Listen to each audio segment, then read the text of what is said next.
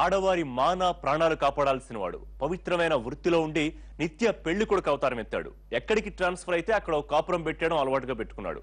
చట్టం అంటే భయం లేదు, వివాహ వ్యవస్థ అంటే గౌరవం లేదు.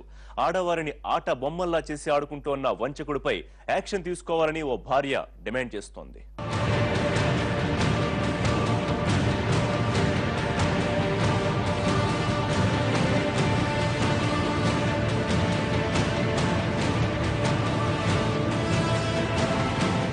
ఓ పోలీస్ కానిస్టేబుల్ లీలలు ఆలస్యంగా వెలుగులోకి వచ్చాయి. విశాఖ జిల్లా ఎస్ రాయవరం పిఎస్ లో రాజా నాగేశ్వరరావు కానిస్టేబుల్ గా పనిచేస్తున్నాడు.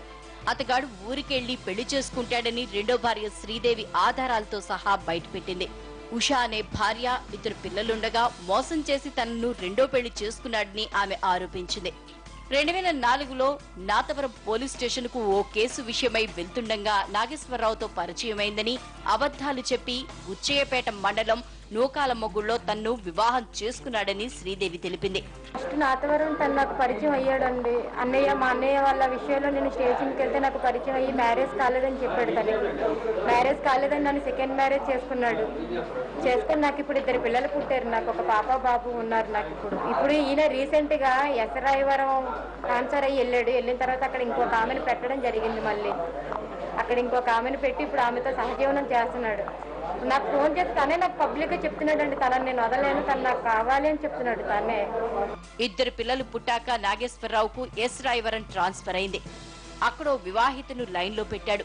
1.5 ఏళ్లుగా ఆమెతో సహజీవనం చేస్తున్నాడు.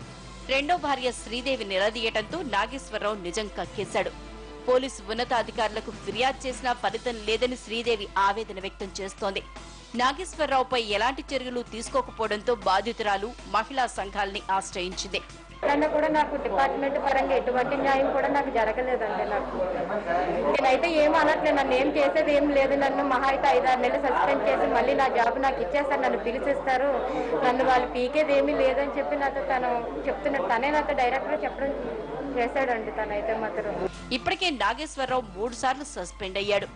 సహోద్యోగిని మోసం చేసిన కేసులో ఓసారి, ఓ మహిళను దగా చేసిన కేసులో మరోసారి, ఏసీబీకి చిక్కి ముచ్చటగా 3వసారి సస్పెండ్ అయ్యాడు.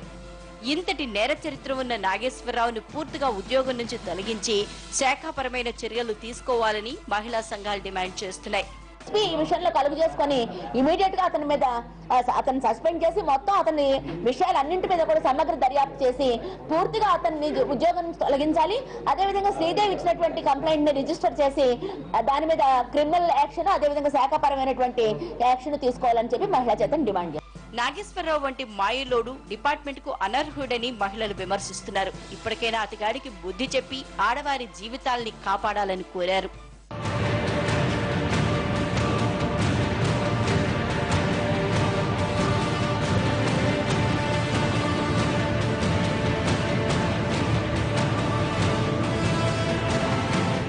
నాలుగు గోడల మధ్య నరకం, అతివలకు తప్పని హింస, చట్టాల పేర్లు మారుతున్నా జరగని న్యాయం. స్పెషల్ ఫోకస్ షార్ట్ బ్రేక్ తర్వాత.